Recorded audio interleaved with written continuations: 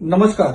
હાલ હમણાં બજેટ સત્ર ચાલુ હોવાથી અમે બધા દિલ્હીમાં સાંસદો છે અને કાલે ન્યૂઝના માધ્યમથી અમારા કાર્યકરોના માધ્યમથી અમને જાણવા મળ્યું કે ડાંગ સ્વરાજ આશ્રમમાં એક બાળકી સાથે દુષ્કર્મની ઘટના સામે આવી.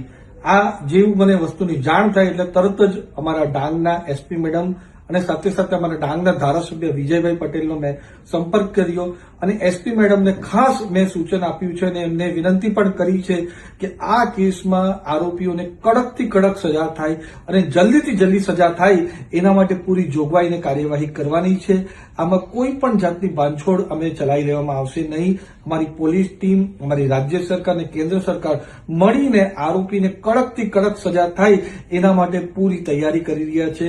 સાથે એસપી મેડમને અમે એમ પણ જણાવ્યું છે કે આના સિવાય કોઈ બીજી બાળકી સાથે પણ કોઈ આ પ્રકારની દુષ્કર્મની ઘટના થઈ હોય તો એની પણ સચોટ તપાસ કરે. આ કેસની અંદર તરત જ એમણે પોસ્કોનો પણ ગુનો દાખલ કર્યો છે, સાથે એટ્રોસિટીનો પણ ગુનો નવી બીએનએસની કલમના તહેત એમણે દાખલ કર્યો છે. મારા ડાંગના ધારાસભ્ય વિજયભાઈ પટેલને પણ આ વસ્તુની જાણ કરી છે અને વિજયભાઈ આમની જે પરિવાર છે એમને પણ મળ્યા છે અને સાથે સાથે પોલીસને પણ સાથે સંકલનમાં રહીને આ કેસમાં જલ્દીથી જલ્દી સચોટ ન્યાય મળે બાળકીને એના માટે પૂરો પ્રયાસ અમે બધા સાથે મળીને કરવાના છે. ધન્યવાદ.